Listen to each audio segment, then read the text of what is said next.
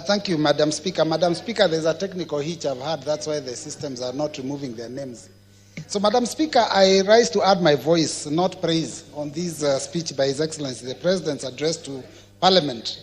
I hesitate to paint a rosy picture, especially because the public know otherwise. Madam Speaker, you know, numbers don't lie. When we talk about issues to do with the economy, we cannot be telling the public that we are doing so well when people cannot even meet their basic needs. Madam Speaker, we are aware that under the current regime, taxes have been increased, so there is less spending power.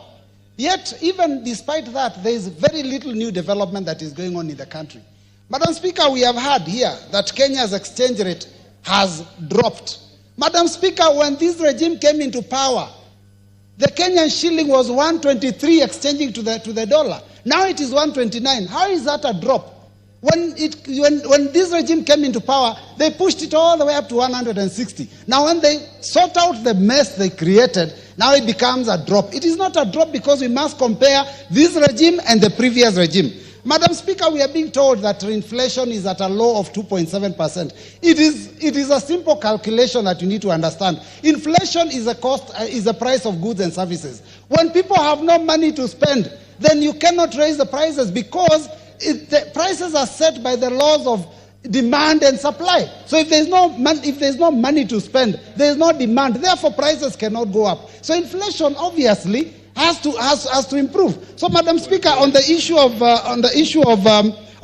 the economy, I don't think we are doing very well. Madam Speaker, on education, the funding model has failed Kenyans. A lot of our children do not know whether they will do exams at the end of the year, and a lot of them haven't even gotten the money. You saw lecturers going on strike. We are happy that that was sorted out. But, Madam Speaker, the CS for education was in the House, and we talked about GSS classes, transition to next year, 2025. Madam Speaker, the CS told us here that they are putting up 16,000 classes. The next day, I think on Saturday, he was talking about 18,000 classes. I'm beginning to ask myself, who do I believe? The CS that was in the House on Wednesday or the CS that was speaking in a public baraza on Saturday? Because those are two totally different figures. But, Madam Speaker, the reality is this, that the number of schools is much, much more than the number of classes that are being put up. And, of course, they are not even talking about the issue of the laboratories, because junior secondary is a secondary school that requires laboratories and workshops for those science and technical subjects.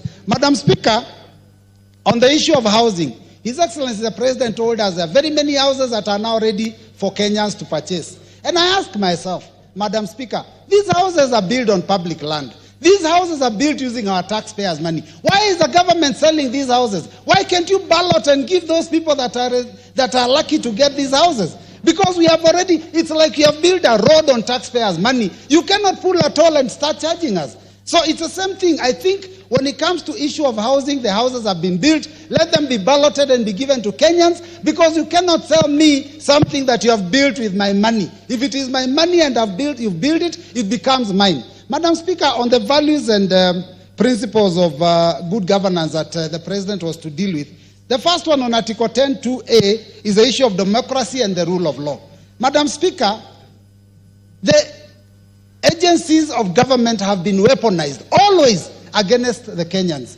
Madam Speaker, I want to give an example of the former President, Uhuru Kenyatta. His own son was being harassed that he's in possession of firearms that are not supposed to be in his arms. Yet he had been given these firearms in a legal manner. We have weaponized the security systems. The youth came to attempt to give their opinion to the National Assembly under Article 37, which is our constitutional mandate.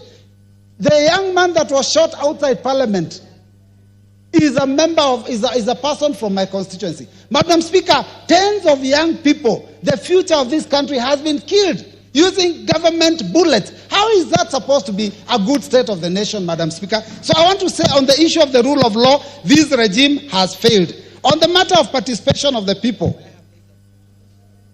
you know, we ignored the voices of the people in 2023 finance bill. We ignored the voices of the people in the 2024 finance bill. Now we're ignoring the voice of the church. And Madam Speaker, as a result of that, there's always going to be consequences. Madam Speaker, it's important to note that also Article 10(2)(b) of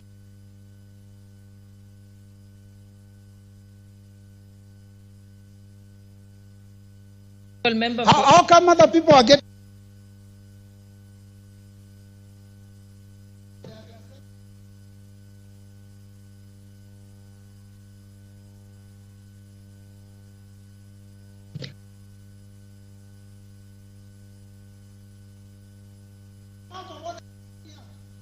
I'm not begging. Other people are being given, every single speaker before me was given an opportunity to finish their sentence, except me. If you don't want me in the house, tell me. I have other things that I can do. You see, what you should have done, Honorable Mbui, is, may I get a minute? You make a request, you don't shout. Honorable Mbui, the proper way, every member has been saying, may I have an extra minute to finish my sentence? Because you didn't ask for time, you just...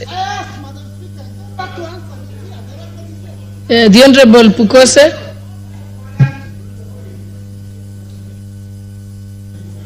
Thank you, Madam Speaker, for allowing me to contribute to the State of the Nation address by His Excellency.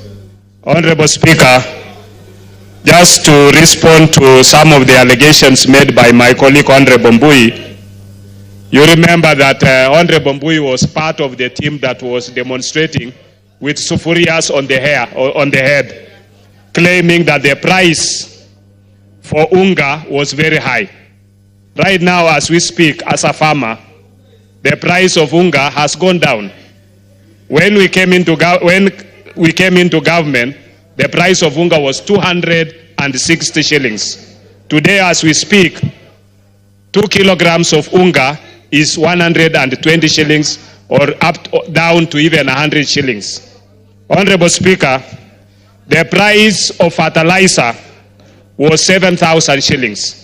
It came down to 3,500, and as we speak today, it's 2,500 shillings per 50 kilogram of fertilizer, and that has made the cost of food to go down, and it's part of the contributory factor to the inflation coming down to 2.7. Figures don't lie, Honorable Speaker. We are talking of what is happening. Today, if you go, there is nobody complaining about the price of unga.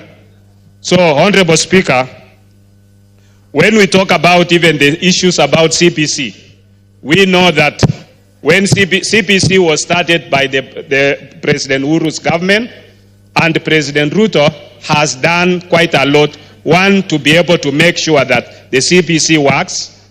Two, to build more classrooms for the CPC children, and to ensure that we have enough classrooms to make sure that all our learners are able to learn in a decent and more comfortable environment. Honorable Speaker,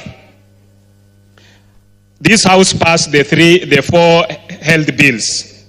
That's the national health insurance, the national health insurance fund model to Taifa Care, through the digital health bill, through the SHIF bill, the act, through the primary health care act, and also through the facility improvement fund.